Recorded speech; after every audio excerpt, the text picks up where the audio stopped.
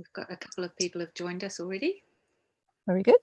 I wanted to talk about forgiveness, and particularly that, as Anne put in the title, you can forget about it. And I think for a lot of people that might be a bit jarring, because I think there's a lot of talk around self-help or self-development circles, or just, you know, memes that you see on Facebook about, you know, forgiveness is divine, and forgiveness is what you need to do in order to move forward or whatever. And I was just thinking to myself, that doesn't make sense to me. And why doesn't that make sense to me? You know, what is it about this idea of forgiveness that isn't sitting with me? And it wasn't that I had lots of people in my life that I hadn't forgiven for stuff, and that therefore it didn't make sense to me to forgive. It was that it just doesn't seem to crop up for me. You know, things happen to me like they happen to everybody, but I just don't think about forgiveness as a thing. And so that's when I wrote about it in my upcoming book, which is the intro that Anne put on the link. Is the chapter that I wrote on forgiveness, and you can forget about forgiveness. And so I guess in if you haven't already listened to that, or if you have, perhaps I'll say it a different way. What occurred to me about forgiveness was that actually, when we talk about forgiveness, and it seems to be something that we have to do or bestow on somebody in order for us to move forward or be okay in life. You know, people talk about, well, forgiveness is the thing that will set you free, or, you know, whatever people say. I thought, I think maybe they've got it around the wrong way. and I thought, forgiveness, if there is such a thing as forgiveness, which to me it just looks like an idea, but if there is such a thing, then it is a byproduct of seeing something new about a situation, or about how a person has been, or how you've been, because we get told to forgive ourselves too, right?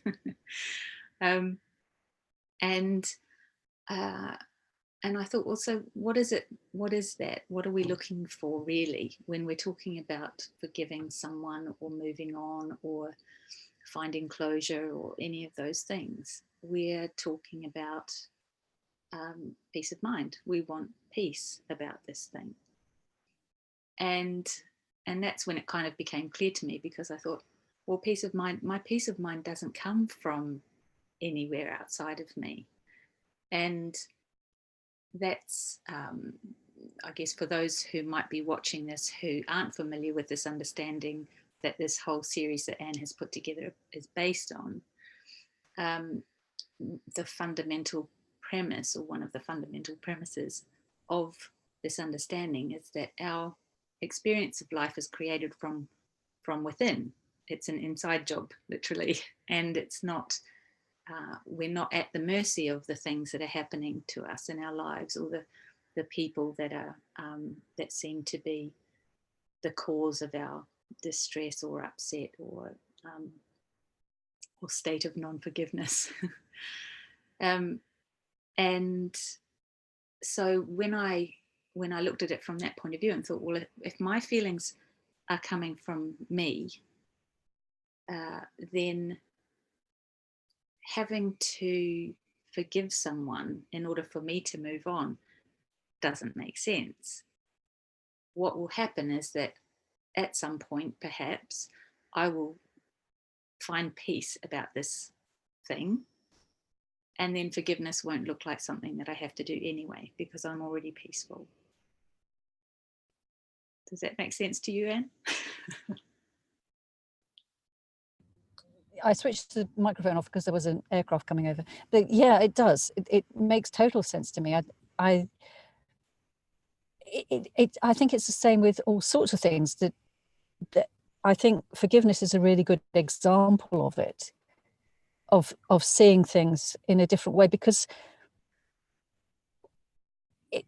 it's not, it's just a misunderstanding, isn't it, of where the experience is coming from. And forgiveness, I've found in my personal experience, a bit like you've just said, that it comes automatically. You know, all of these things come automatically. But you can't, all the things that they say in the personal development stuff, and things that you must slow down and you must relax and you must do, those things all come naturally when you realize where your experience is coming from. It's, you can't make yourself do those things. And actually, the more you try to make yourself, the more the worse it gets, because the busier you're getting and the busier your thinking is getting, trying to do those things. And how can you relax when you're trying to do something? That's, yeah. Yeah. So yeah, no, it totally makes sense. And something that you just said kind of triggered something for me, in that, yeah, we get told, you know, for our own sake we must forgive, and again, that's a doing, that's something that sounds like something active that we have to do. But if we don't see it, um, if we don't want to forgive, then we've got, you know, with all the best will in the world, we're not going to forgive, because we can pretend we have, but we'll still have the little voice going, yes, but, you know, they don't really deserve my forgiveness. And if they hadn't done that thing or whatever it is, then I wouldn't be feeling this way. And to me, that's the misunderstanding again, isn't it? That's the misunderstanding of how these things come about, how a change of heart comes about, which is a change of thought, a Yeah. change And it, as of you mind. said, it can't be, it was the first thing that you said about, we have to do that, you should forgive for your own good. Mm. Well, like, that isn't for your own good. It's not, you don't have to do something to be good enough or to feel good enough, or to, you just are good enough in the first place. And the way you're going to feel good is just by remembering that, or knowing that. And when I say remembering, I don't mean making yourself remember. I mean actually knowing that, Mm. which we all do at some level, but just remembering at a deeper level. Yeah. And you can't make yourself do that either. It's just, yeah, I know. Much to It the sounds crazy, doesn't it? that we work with, who really just want just want to know how to do it. But yeah, and that reminds me of another kind of piece of this, which is possibly the fundamental piece, which is, if we knew, you know, deep inside in our bones, that we were okay, regardless of what has occurred, regardless of what someone has said, regardless of what's gone on, if we knew that we were okay, and that our well-being and our resilience and our okayness couldn't be touched by any of that, then what would there be to forgive? There, because if we are fine, then what are we forgiving? And that might sound selfish or something like that, but it's deeper than that. It's about knowing that you're okay, um, and therefore there's nothing to forgive. And also the other side of that is, as you said before, is about knowing that they're okay too. And that also sounds strange when if they've done something that seems really horrible or really bad, which people do.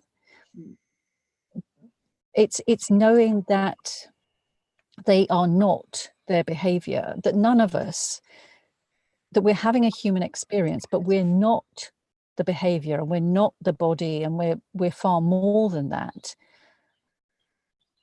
And I don't mean, it's not meant to sound a religious thing. It's just that we are the energy that is breathing us, and that's making all of nature work, and so on. And that everyone is, and that all of our actions are only coming as a result of thought that we happen to be taking seriously. I mean, that's how it works. That's human. How human experience works is that we act on whatever thought we happen to be taking seriously in any moment. And we do that totally innocently. We don't realize until we realize that that's actually what's happening, and that's what makes the big difference, isn't it? Is Yeah. realizing. Yeah. And Yeah. that's I like to talk about that moment as the moment of change. You know, when realization hits or sneaks in, or however it kind of happens at the time, that's the moment when we go off in a different direction to the one that we were heading in. And that's fortunately or unfortunately not in our control, and it's certainly not in our control to make that happen for someone else. So if you're looking for, I think I talked about this in the intro audio. Sometimes people will say, "Well, I can't forgive them until they apologize," or "I can't forgive them until justice is served," or "I can't forgive until," you know, whatever condition it is that they put on their act of forgiveness. And then that thing might happen, the person apologizes, justice seems to be served, whatever, and the person finds, "Oh, I still can't forgive them." And what we realize is that it could never have been dependent on that, because the thing you're calling forgiveness is a shift that's internal to you. It's a moment of new thought, of realization, of finding a different perspective, which doesn't sound big enough, but actually it's everything. um, and and that's what will bring peace of mind, or whatever, or forgiveness, or whatever you want to call it. Um, but it's that does it. It's not something that's happening out there. I thought that the example that you gave in the short clip was also really interesting, because that's one way that we know that this is actually true, because one person in the same situation, that they've actually experienced the same thing, and two different people will have a completely different reaction, Yes. and one will experience automatic forgiveness, and another one will just hang on to not forgiving. So it's And obviously not the situation that's doing it. no, no. And that's what, sometimes when we're talking about this, that's what people find hard uh, to understand, or to accept, that it couldn't be the situation that's causing them their distress, because the situation may be what most of us would consider awful or horrific even.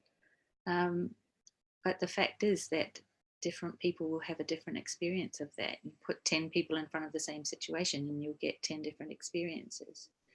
And and I know for myself, you know, me as one person can have a different experience of something from one moment to the next, because of that change or shift of perspective or new thinking that comes to me.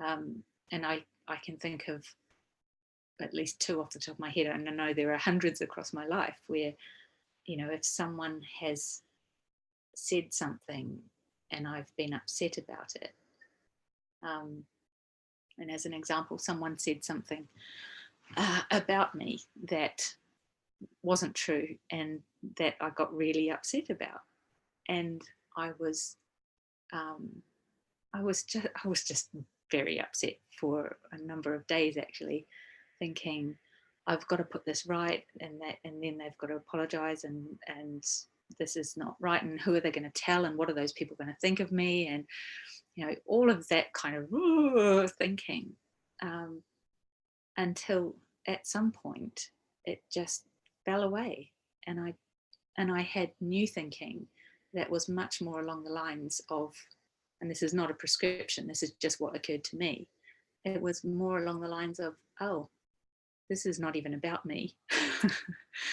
This was, they had their thinking going on, and that's what they reacted to. That it's nothing to do with me. And it also occurred to me that the people that really mattered to me would know me and would understand, you know, whatever had happened. And I just had a whole lot of thinking that made much more common sense once I had finished with that. But it really, there was nothing I did to do that. And all the while that my thinking was so stirred up, there was something there going, Vivienne, you know what's happening here. You know that this is a storm of thought that you've got. It still looked very compelling to me, but I kind of knew enough at that point not to take any action on it. So I didn't storm down to the person and say, what, you know, take it all back and whatever. I didn't do that. And eventually I got the new thinking that, you know, we can actually rely on that. We will get new thinking. And in some ways that can set us up for, when's it going to come? When's it going to come? But it's just more reassuring to me now to know that actually I'm part of this flow of energy that is life, and the nature of energy is that it flows, and so I'm never stuck. Something new will occur to me, and I don't know when that's going to happen, but that's fine. And that somehow makes me much more comfortable with those uncomfortable feelings, even if they haven't gone away. I can sit with them much better than I could before, when I would have felt like I had to go and take some action and get someone to apologize and whatever, which, yeah, mostly doesn't turn out very well. It's just occurred to me that although we say that there's nothing to do, and you know, this stuff, all of this happens when you have the understanding of how it works, which is, and that's gone into in lots more detail in some of the other videos that have come before, so we won't go into great detail about it. But one thing I've noticed is that lots of the teachers and lots of the spiritual gurus who talk about a similar way of seeing things very often teach by or guide people, not teach, but guide people to look in that direction, inside, and where it's coming from, by asking really simple questions like, what if this wasn't true? Yeah, what if my thinking wasn't true? What if I'm making this all up? Or just a really open question like that, which is very interesting, because that was asking open questions like that was one of the most effective techniques that I taught and used before I understood this understanding. When I was still in techniques and so on, the one technique that actually was helpful, which isn't so much a technique really, it's just a reminder of what's actually going on, was asking, well, I wonder what would happen if that wasn't true, or I wonder how I might notice that, and not look for the answer, but you know, just go on. I used to put it like, you know what it's like when you see someone you know and you can't remember their name, and you know it, right? You know that name is there somewhere, but you cannot think what it is. And that's a very similar thing, I think, to this, because this is something we know, but we're trying to grab it by doing something, and you can't do that when you're trying to think of someone's name. that you can't remember, the harder you try, the more you can't remember it, right? Mm. And then eventually you give up and you go away and you do something else. And then when your mind is on something else, you might be having a shower, or you might be driving along the road, or you might be doing something else completely different, and then all of a sudden that name pops into your head, right? And that's sort of what we're talking about in this. It's that you can't make it happen. You can't look, even if you ask the question, well, I wonder what would happen if this wasn't true, or I wonder how I might notice that this isn't true, or just like, what if it isn't true? But you're not busy then looking for the answer. You're then getting on with your life. And that's when it's real fun, because then those things pop into your mind. When that's when you have the new thought. You could be doing anything else, Mm. but it's much less likely to come into your mind while you're trying to find it. It does seem to work that way. And I'm not closed to the idea that new thinking could come to me at any time, even when I'm looking for it. Oh, sure. But uh, there does seem to be something less helpful about really crunching down on something. Yeah. Yeah. No, you're right. It has happened to me when I've been not so much when I've been trying to find the answer, but just when I've been like, oh my goodness, what am I going to do now? And then, because that, like I said about the answer to the name, it's there somewhere. It's the wisdom that's behind all of this, that is not our intelligence, but the wisdom that we all have, and that we're all part of, is there all the time. And that was the thing that you said was telling you. I Yes. like that it was telling you. It was, we quite often hear it and ignore it because it's there. We're like, no, I'm not going to listen to that now. Yeah. Yeah. Because it feels Yeah. so compelling that actually that person needs to be told off, or they need to be sorry for what they've done, because that was really wrong, and Mm. whatever flavor that takes. uh, and And that especially that part, I know, yeah, especially the part about, if I forgive them, and I'm calm and I'm happy and so on, it makes it look like, um, it didn't really matter what they did, and it was okay what they did. Yeah. I certainly remember doing stuff like that in the past before I understood this, or probably, I don't know even now, but certainly I've done that. Mm.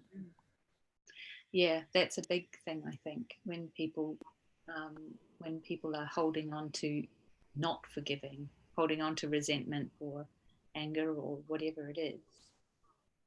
I think a lot of that is often, well, I can't forgive them because that would mean it was okay. And that's not at all what we're talking about. Mm. Because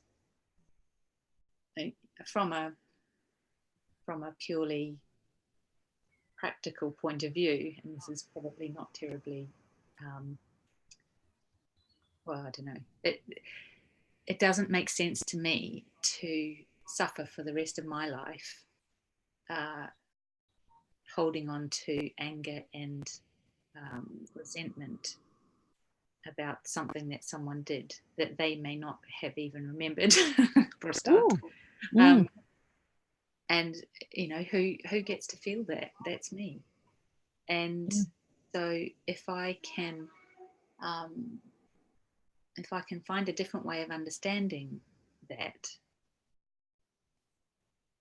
which to me and what we're talking about is that, well, those feelings are coming from me, they're not coming from the situation or the person, then that puts the ball back in my court, as it were. I'm not at the mercy of life. I'm not at the mercy of the stuff that's happening out there, which is, um, for some people that can be somewhat upsetting because they were quite happy blaming everything on life. But for others, that's actually really empowering and a relief, because they were trying to control everything out there. And that's exactly what I'm talking about with the, well, he has to apologize before I can forgive him, and therefore neither of us can move on until he's apologized to me. When you're no longer, or you were never at the mercy of him apologizing in order to feel peace yourself. But when you actually know that, that's a whole different ball game. That I actually, for years and years and years, because I didn't have this understanding until very late on, for years of my life, I spent years being angry with my mother and not having a good relationship with my mother, which was such a shame, really. But I didn't, because she and my father were not happy when I was a child, and I was really angry with her for not leaving him. and and and so when I, for the years after that, when I went through personal development and therapy and trained as a therapist myself, and you know, had to go through all of that stuff, and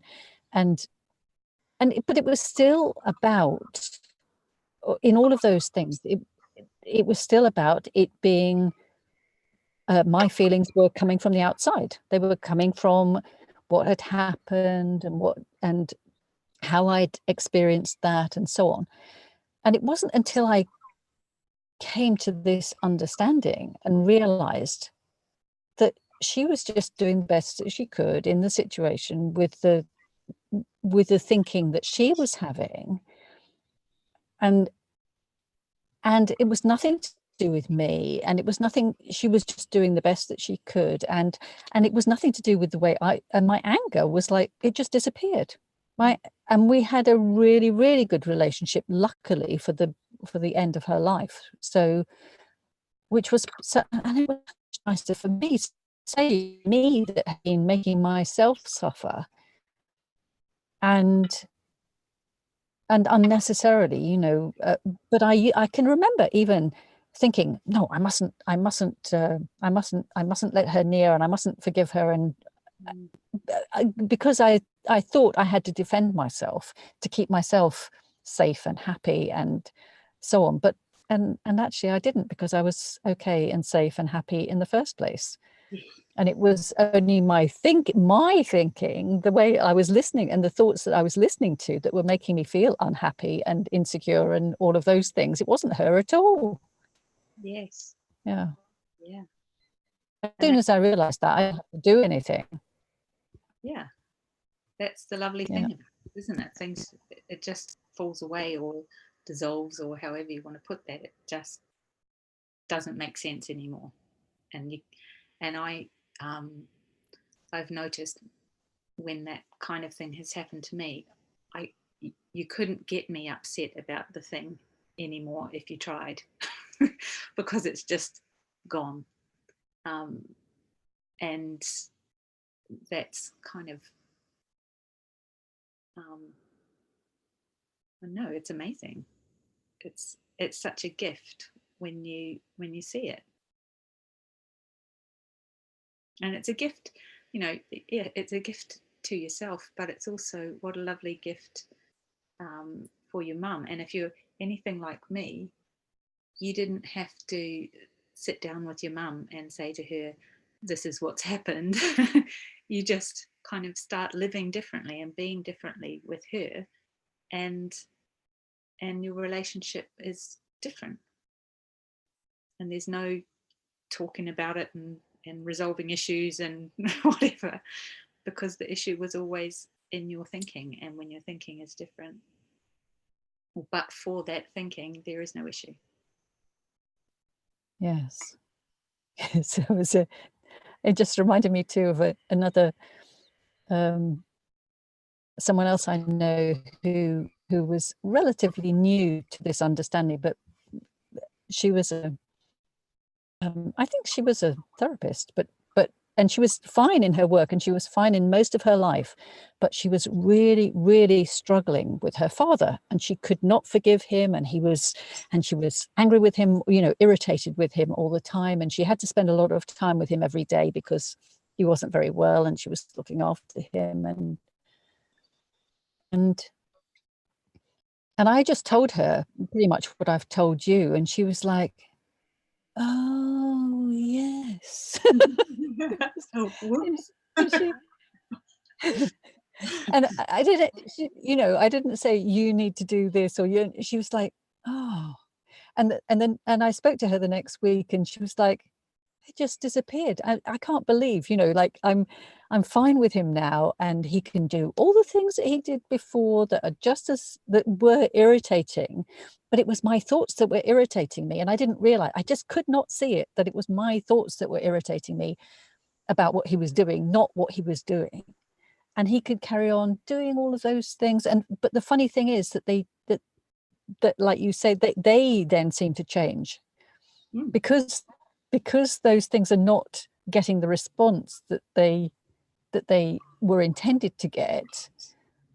Not, I mean, and I don't mean that even on a conscious deliberate. People get into habits, don't they, of doing things and expecting a certain response, but when they don't get the certain response and you're calm and you're in a much more loving feeling, they tend to fall out of that as well. Mm. So that's the other thing I love about it, is that you don't have to make them change. Yeah. Yeah. Well, lucky, huh? Because we can't. And I think that's something else that's really helpful to realize, that if you're waiting for someone else to change in order for you to feel differently, you are waiting until the end of your life potentially. Because you can't change someone else, and the way that you feel, luckily, doesn't depend on them changing. So you're kind of on a wild goose chase if you think that that's where your feelings will come from. And thinking back to your comment about the helpful questions, what if this wasn't true, all of those things. um, the one that I keep coming back to uh, is the one about where my feelings are coming from. Where do I think that these feelings are coming from? Like, really, Vivienne, where do you think they're coming from? Because, 100% they're coming from inside me. But when I am in that storm of thought and they look so much like they're coming from that person, or they're coming from that situation, or they're coming from, even if I think they're coming from me in such a way that, you know, if I hadn't done such and such, then I wouldn't have to feel so angry with myself. Um, then we've got life back to front. That's not how it works, and it's never how it works. So to me, that question is incredibly helpful, even if I still don't really see it in the moment. The fact that it could occur to me to ask myself that question means that that I've got a chance of maybe not reacting to that thinking in the way that I might have otherwise. And just to be clear, for the people that haven't heard about this before and don't know about it, when you're saying where are my feelings coming from, you're pointing to the fact that feelings are just a reflection of a thought that happens to be passing through. Is that right? Yeah, yeah, they're two sides of the same coin. So I can't have an experience of life, including my feelings, including sensory perceptions, without thought playing the starring role. There's no experience of life without thought. And when I talk about thought, I'm talking about the energy of thought that's bringing us this experience, which then has content and takes forms of different thoughts. But when we look at when we kind of take it back to the big picture, my whole experience of life is being brought to me by this energy of thought. Um, and it's playing out in my senses. It's giving me feelings. It's giving me the whole 3D, 4D, however many dimension special effects. I quite often think about it like that. I think, sometimes I'll get a rush of emotion or a rush of feeling about something. I thought, whoa, good special effects. It's an amazing system, and it's working perfectly all the time to bring us our experience of life. It's just that sometimes we don't like the experience that we're getting, and so we think that we have to fix it in some way, or that someone else has to change in order for us to not be experiencing that anymore. But it's never at the mercy of that thing, whatever we think it is. It's always being brought to us by this energy of thought. The funny thing is that the things that we don't like, the experiences that we don't like, that's just made up too. That's it's just a thought telling us that that's not good, or it's not right, or we should be feeling this way, and so on, because we weren't born thinking that those experiences were bad or good or right or wrong. We just, when you look at little babies and tiny little children, before they know about judging thoughts or experiences as good or bad, they just have experiences, and they don't judge them as right or wrong or good, or they're just having one experience after another. So we weren't born with that judgment. It's just something we've learned. That's another thought that we've started taking seriously. Yeah. So what if we didn't take that seriously? What if we didn't take any of those thoughts seriously? Yeah. And it's something that I often reflect on, because we have, as a society, and it seems to be happening more and more, we've kind of demonized particular emotions, or made them seem abnormal or not good. Oh, you shouldn't feel sad, or you shouldn't feel sad for too long, or you shouldn't feel angry, or not for too long, or and I like to talk to my clients about the fact that, well, hang on, we're built for it. We're built for the whole spectrum of human emotions, and we can't and wouldn't want to just, chop it out and have only a select few. There is nothing There's nothing wrong with any of our emotions. Where we get tripped up is, like you say, we start to label them or judge them. And then people get upset about, they link the emotions with the actions that people take, and they are not realizing that just because you have an emotion, you don't have to take action. And that's the difference, isn't it? It's like when people say, oh, you shouldn't get angry, and that's because of what that might lead to, rather than the emotion in itself is okay, and you don't have to take action. Yeah. Exactly. So I think we have some comments or questions. I think we have some comments, questions. So I'll just have a look and see. David, can you say more on a practical level how forgiveness does not increase the likelihood of a person doing it again? How forgiveness doesn't increase the likelihood. Oh, I see what you mean. Yeah, that's something that I said about feeling I shouldn't forgive someone because otherwise they'll think it's okay and that they'll carry on doing it. Right. But actually, my thoughts and my feelings and my is not going to make any difference to I see what you mean. It's like saying I have to say something. Well, you could still say you didn't like what happened. You don't have to not express yourself, and you don't have to not say I didn't like that, or even take yourself out of the situation. But you don't need to be. But just by forgiving them, it's like forgiveness doesn't even exist, and Yeah. I can't even explain it now because yeah. I think my take on that, I'm probably just going to say exactly what you said, but in different words, is that I, as I said at the beginning, what does David, or that I would be taking my guard down. Okay. So there's something there, David, about having your guard up in the first place. Like, what's that made of?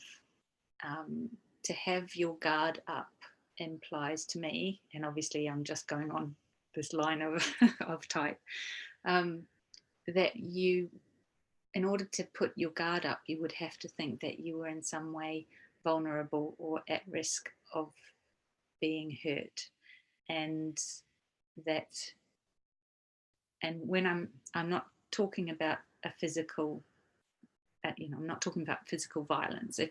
If that's the case, then please follow your wisdom and make yourself safe. But from an emotional or a well-being level, you're not vulnerable. And so putting up a guard, I mean, that's made of thought too. How do you actually put up a guard? And what are you guarding? Because the thing that, I mean, we'll all have an experience of life. And I do this because to me, that's the visual that, we'll have ups and downs, and we'll have hurt feelings, and we'll have joyful feelings, and so on and so on. But the essence of us, our well-being, our resilience, our what makes us us can't be hurt or touched. And I really see that. Like, how could that be hurt or touched when it's made of the energy of life? So to put a guard up to guard that, it's like, I'm going to protect the universe. and how could you do that? Does that answer your question, David, or is there more, something about the person doing it again? Does that still seem and would you like to come on and speak today, David, or are you not? Are you indisposed this time? I don't know. I'll wait and see what's it's very, that's very like what I was talking about with my situation with my mother, though, because that's what I was doing. I was trying to put a guard up. Now I look at it, what's it made out of? Like we think we can put an emotional, but it doesn't exist. That is just an imaginary thing. We cannot put a guard up. We can't guard. But and again, as you said, there's nothing to guard in any case, because we are already whole and perfect emotionally and as part of the universal energy. So once you know that, there is nothing to guard and nothing. And as soon as I realized that, there wasn't anything for anyone to do. When people who used to say irritating things to me and things to wind me up and so on, it's like, just go straight over me now, because I'm like, okay, you just carry on, say what you like. It's just your words and it doesn't touch me. Whereas when you're trying to guard against it, you're busy putting more thoughts in about how it should be and how it shouldn't be, and actually causing yourself more. I was causing myself more discomfort and more suffering, and they weren't causing it. It was me causing it with the thoughts that I was, that they can't do that. So what's to guard against, as you said? Yeah. So any other questions? Any other comments? Not that I can see at the moment. So that must have answered David, or else he's given up and gone away. He's gone.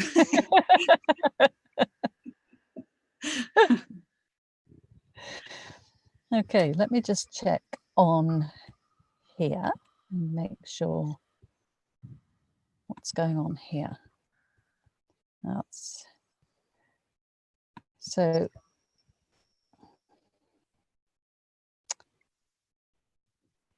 I can't see any comments on YouTube either at the moment. So,